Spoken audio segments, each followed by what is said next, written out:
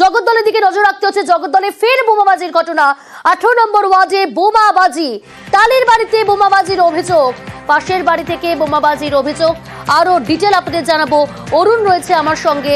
অরুণ, জগদ্দলে ফের বোমাবাজি, কখন এই বোমাবাজির ঘটনা ঘটলো, কি পরিস্থিতি? দেখো, এখন থেকে ঠিক 5-10 মিনিট আগে জগদ্দলের এই মেঘনা মিলে জুট মিলে যে পুরোনো কোয়ার্টার রয়েছে, এই কোয়ার্টারের ছাদ থেকে কেউ বা কারা বোম ছোড়ে। এই বোমাটি এসে পরে পাশের বাড়ি, যে এখানে যে মিল বস্তি রয়েছে, সেই মিল বস্তির একজনের বাড়ির উপর পড়ে, টালির চালের উপর সেটা পড়ে এবং টালির চাল ভেঙে কিন্তু নিচে পড়ে। বিকট আওয়াজ হয়, এলাকার লোক ঘর থেকে বেরিয়ে যায়। এরপরে কিন্তু ঘটনাস্থলে বিশাল পুলিশ বাহিনী আসে এবং কোথা থেকে কেন এইভাবে বোম মারলো, একটা পরিত্যক্ত একটা মিলের যে পুরোনো কোয়ার্টার গুলো থাকে, সেই কোয়ার্টারের ছাদ থেকে কিন্তু বোমটা মারা হয়েছে, পুলিশ নিশ্চিত। এবার ঘটনাস্থল পুলিশ খতিয়ে দেখছে। এই ধরনের ঘটনা কিন্তু এলাকায় একটা আতঙ্কের সৃষ্টি হয়েছে। মানুষ খেতে পারছে না, বসতে পারছে না, কারণ গতকাল রাত্রি থেকে যে ধরনের ঘটনা শুরু হয়েছিল, আজ কি থামলো না। একেবারে এই ধরনের বোমাবাজির ঘটনা কিন্তু এলাকার লোক এখন ভীষণভাবে আতঙ্কিত। দুপুরবেলা তাদের খাওয়া দাওয়ার সময় তারা ঘরে খাচ্ছিলেন, হঠাৎই বাচ্চারা ঘরে ছিল, হঠাৎই এই ধরনের বোম পড়ায় কিন্তু তারা ঘর থেকে বেরিয়ে আসে এবং আতঙ্কিত পরিবার। এলাকায় পুলিশ পিকেট বসানো হয়েছে এবং যেই বাড়ির ছাদ থেকে বোমাটা মারা হয়েছিল সেখানে কিন্তু পুলিশ খতিয়ে দেখছে আরো কোনো বোম আছে কিনা। বেশ, হঠাৎ করে বোমটা পড়লো? হ্যাঁ, আপনারা ঘরে ছিলেন? হ্যাঁ, কটা বোম পড়েছে? একটাই চলেছে। আমি দেখিনি কে ফেলেছে।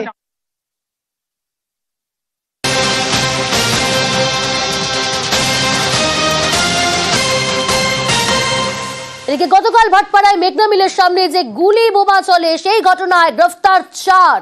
আপনাদের জানিয়ে রাখবো, মিল কর্মীদের মধ্যে গন্ডগোলের সংঘর্ষ। অর্জুন সিং এর বাড়ির সামনে বোমা গুলি, ভাটপাড়ায় গুলিবিদ্ধ 1। অর্জুন সিং এর বিরুদ্ধেই গুলি চালানোর অভিযোগ।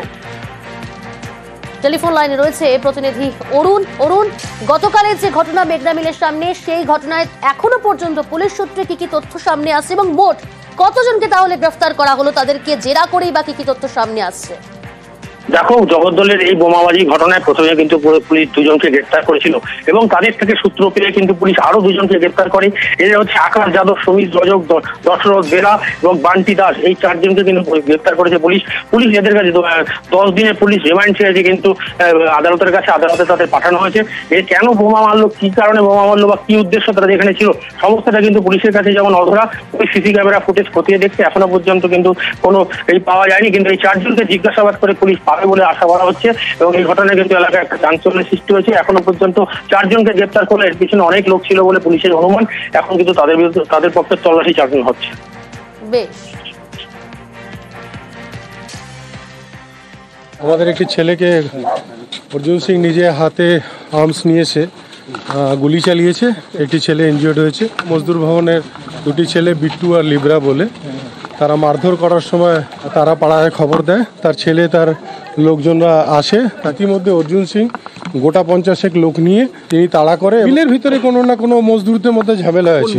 মেঘনা জুট মিল সম্পূর্ণটাই অর্জুন সিং নিজের নেতৃত্ব দিয়েছেন এবং নেতৃত্ব দিয়ে গুলি চালিয়েছে। অবিলম্বে আমরা তার গ্রেফতারি চাইছি।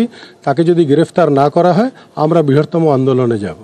ওখানে তো সিসিটিভি ক্যামেরা আছে, কারা গুলি চালাচ্ছে, কারা পালাচ্ছে, সবই তো দেখা যেতে পারে। অত আমার দিন খারাপ হয়ে যায় নাকি আমাকে পার্সোনালি গুলি চালাতে হবে? এই গলির মধ্যে গুলি চালাবে কেন?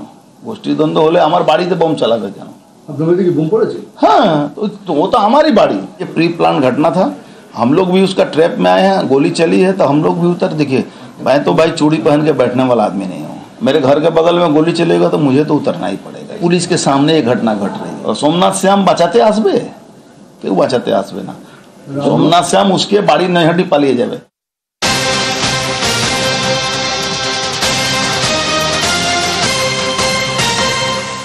আর এদিকে ভাটপাড়ায় বোমাগুলিতে পুলিশের তলপেও থানায় হাজিরায় নারাজ অর্জুন সিং। অর্জুন সিংকে পাল্টা তোপ সোমনাথ শ্যামের। টেলিফোন লাইনে রয়েছে প্রতিনিধি অরুণ। অরুণ, অর্জুন সিং কি বলছেন? তাকে পুলিশ তলব করেছে ভাটপাড়ার এই বোমাবাজির ঘটনা। দেখো, ভাটপাড়া বোমাবাজি এবং গুলি চালানোর ঘটনা কিন্তু পুলিশ গতকাল অর্জুন সিং ঘটনাস্থলে গেছিল। এরপর কিন্তু আজ অর্জুন সিংকে পুলিশ একটি সমন পাঠায়। সকাল 10টার সময় তাকে হাজিরা দিতে বলে জগদ্দল থানায়, কিন্তু অর্জুন সিং সেখানে যেতে অস্বীকার করে। তিনি বলেন, আমি বলেছি সিসি ক্যামেরা ফুটেজ দেখতে। তিনি কিন্তু পরিষ্কার বলেন যে যদি আমি থেকে থাকি তাহলে তো সিসি ক্যামেরায় ধরা পড়বে, পুলিশ কেন সিসি ফুটেজ দেখাচ্ছে না, এই অভিযোগ কিন্তু বলেছেন। তিনি প্রয়োজন করে আদালতের দ্বারস্থ হবেন, কিন্তু তাকে চক্রান্ত করে ফাঁসানোর চেষ্টা করা হচ্ছে এমনটাই অভিযোগ করেছিলেন অর্জুন সিং।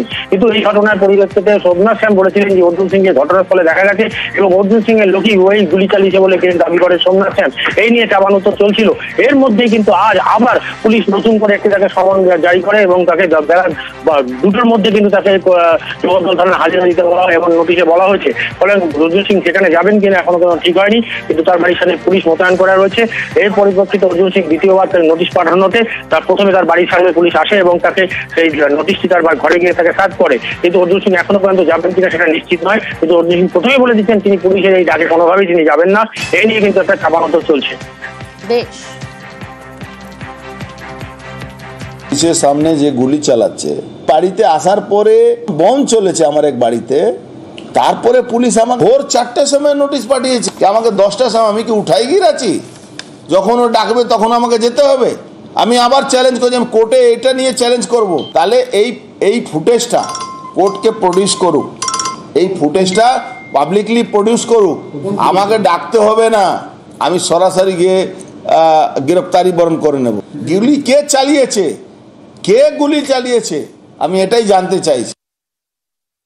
পুরো স্পষ্ট দেখা যাচ্ছে সিসিটিভি ক্যামেরাতে অর্জুন সিংয়ের পাশে সাদা জামা পরে একটি ছেলে, যার হাতে ফায়ার আর্মস, সে গুলি চালায়। সাধারণ মানুষের দাবি যে অর্জুন সিং নিজে হাতে কালকে রাতে সেখানে গুলি চালিয়েছে।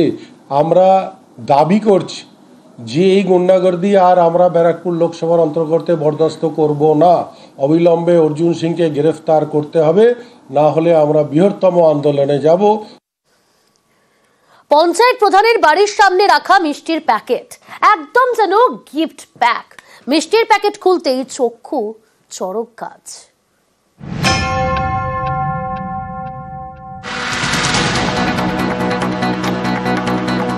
মিষ্টির প্যাকেট, তার মধ্যেই বোমা। অভিযোগ, এমনই প্যাকেট রাখা হয় তৃণমূলের পঞ্চায়েত প্রধানের বাড়ির সামনে। চাঞ্চল্যকর এই অভিযোগ উঠেছে উত্তর 24 পরগনার দেগঙ্গায়। এখানকার 84 গ্রাম পঞ্চায়েতের প্রধান বাপ্পা মণ্ডল বুধবার ভোরে তার বাড়ির সামনে থেকে জোড়া বোমা উদ্ধার হয় বলে অভিযোগ।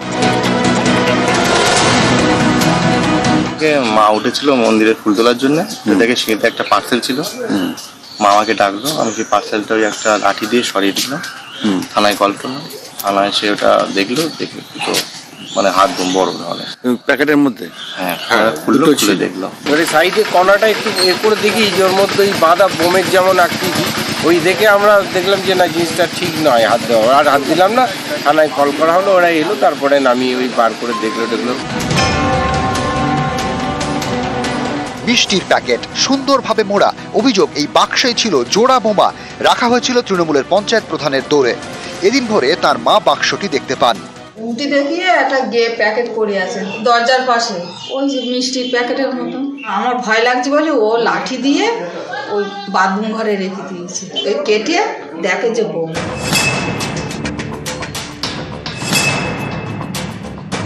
এভাবে ভয় দেখাতে এর আগে নানা সময় নেতাকর্মীদের বাড়িতে পাঠানো হয়েছে সাদা ধান।